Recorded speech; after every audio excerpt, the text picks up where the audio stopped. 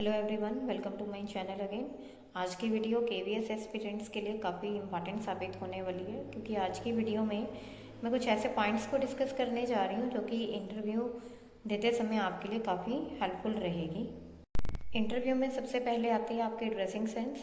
इसके लिए आप मेरी पिछली वीडियो को देख सकते हैं, उसमें मैंने इसके बारे में एक डिटेल्ड इन्फॉर्मेशन आपको पहले ही दे दी थी। Next is your entry in the room. When you enter, you have to wish all the members of a panel, but the difficulty is this that there are 4 to 5 members in a panel and we have to wish all the members. So the G of your good morning should start from the very first person of the panel sitting at one end, and the G of your good morning should end at the last person of the panel sitting at the other end, so that every person will be recognized.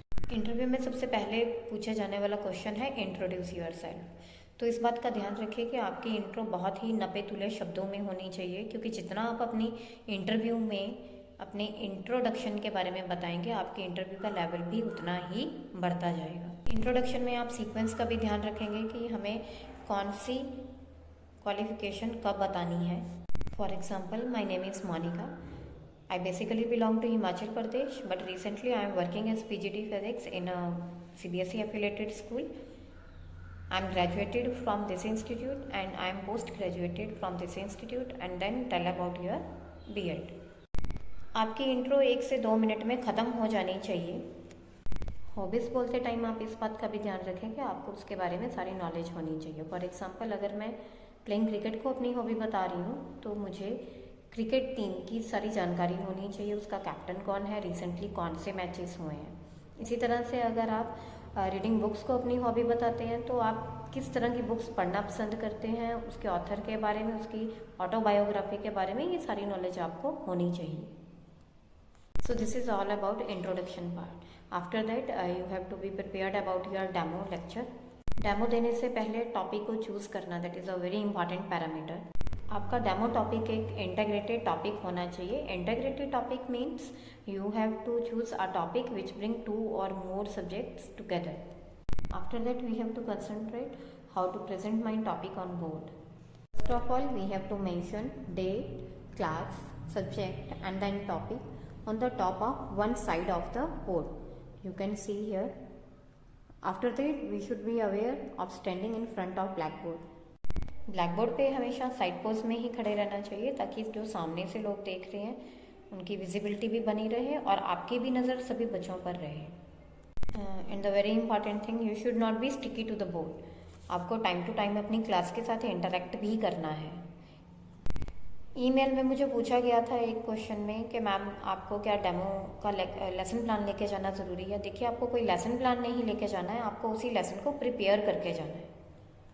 इसके बाद मुझे एक और comment में पूछा गया था कि मैम क्या हमें डेफिनेशन अपनी ब्लैक बोर्ड पे लिखनी है। देखिए, आपको डेफिनेशन सारी ब्लैक बोर्ड पे नहीं लिखनी है, क्योंकि अगर आप ब्लैक बोर्ड पे डेफिनेशन लिखना स्टार्ट कर देते हैं तो आपकी इंटरेक्शन क्लास के साथ बहुत ज़्यादा टाइम के लिए बनी नहीं रह सकती। तो आपको डेफिनेशन बोर्ड पे नहीं लिखनी है। हाँ, बट इस बात का ध्यान रखें कि जो भी टर्म्स आपके पास आ रही हैं इम्पॉर्टेंट, उनको आपको ब्लैक बोर्ड पे मेंशन करना है।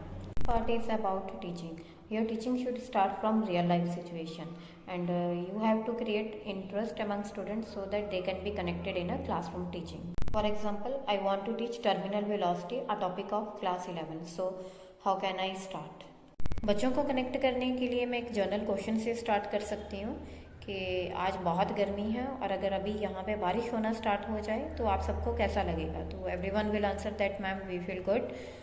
उसके बाद आप ये बता सकते हैं that rain drops are falling freely under the effect of gravity with an acceleration of 9.8 metre per second square. Means we want to say that every rain drop is gaining a velocity of 9.8 metre per second after every second. It means the rain is approaching us with a very large velocity, so why shouldn't we get hurt, even we enjoy it. In this way, students will be excited to know the answer, and this is the main situation that the students are get connected to your classroom teaching, and this is the point where you can start your teaching. मेरी पिछली video में मुझसे पूछा गया था एक comment में कि मैम हमें कितने टाइम के लिए अपना डेमो लेक्चर प्रिपेयर करके जाना है। देखिए, आपका लेक्चर बहुत ही कंसाइज होना चाहिए, but it should be more informative and it should meet the objectives of the topic. BEd में लेसन प्लानिंग सबने करी है और हम अपने लेसन प्लान में लिखते थे at the end of the lesson the students will be able to answer some questions. तो वही चीज़ हमें अपने डेमो लेक्चर के थ्रू प्रेजेंट करनी है। So this is all about your demo class. आपने अपनी डेमो में जो लेसन प्लान प्रेजेंट किया है उसकी नॉलेज आपको ग्रेजुएशन और पोस्ट ग्रेजुएशन तक होनी चाहिए। एक कमेंट में मेरे से पूछा गया था कि मैम मैं अपनी पोस्ट ग्रेजुएशन का काफ़ी कुछ भूल चुकी हूँ। देखिए, आप टॉपिक क्लास 11 और क्लास 12 पर ही फोकस करिए for PGT, but you should continue your topic to that particular level. After subject knowledge, panel check other qualities in you so that how can you be beneficial to Kendriya Vidyalaya Sangathan. So don't forget to tell about your capabilities and talents you have. You should also have a brief overview of Kendriya Vidyalaya Sangathan, like objectives of Kendriya Vidyalaya Sangathan, the number of zones, the number of KVs inside India, number of KVs outside India, and the activities covered by Kendriya Vidyalaya Sangathan. केंद्रीय विद्यालय संगठन में all-round development पे बहुत focus किया जाता है, जिसके लिए हम थ्रू आउट द ईयर बहुत सारी एक्टिविटीज़ करवाते हैं। सो ये सारी एक्टिविटीज़ कवर करवाई जाती हैं थ्रू द टैलेंट्स और capabilities of teacher they are recruiting. Language development के लिए केवी में भाषा संगम और रीडिंग चैलेंज जैसी एक्टिविटी करवाई जाती हैं। आपकी आर्ट बहुत अच्छी है, आप एक अच्छे डांसर हैं, तो वो क्वालिटीज़ भी आप अपनी बता सकते हैं। ये सभी एक्टिविटीज़ को हम कला उत्सव में यूज़ करते हैं। और अगर आप पीजीटी के लिए अपीयर हो रहे हैं साइंस सब्जेक्ट्स के लिए, so it is compulsory that you should have a scientific aptitude, क्योंकि आपको throughout the year NCSC, inspire और साइंस एग्जीबिशन जैसे कंपटीशन की रिस्पॉन्सिबिलिटी दी जाती है। Models of selected students are displayed in a marking occasion such that Pariksha Pe Charcha, the schools and students are recognised for their extra efforts. So in this way you can make your interview a remarkable one by presenting best of yourself. Just stay consistent and pragmatic. Now the important thing कि interview की तैयारी किसे करनी है। बहुत comments में मेरे से पूछा गया था कि मैम पीजीटी की कट ऑफ कितनी जा सकती है। अगर मैं पीजीटी फिजिक्स की बात करूं तो 120 plus score is a safe score for general category, and if we talk about OBC category so 115 plus score is a safe score, and for SC category we have 105 plus score is a safe score, and one more category that is AWS 110 is a safe score. Ultimately we can say that 105 plus score is a safe score, क्योंकि interview में 3 गुना candidates बुलाए जाते हैं, तो अगर आप margin पे भी इंटरव्यू में अपीयर होते हैं so you can compete with those candidates through your interview score. I have put all my kind efforts to guide all the KVS aspirants to my best. Being KVS employee, I am expecting that the versatile and the deserving candidate will join Kendriya Vidyalaya Sangathan so that I can contribute to fulfill the proverb that a teacher is a nation builder.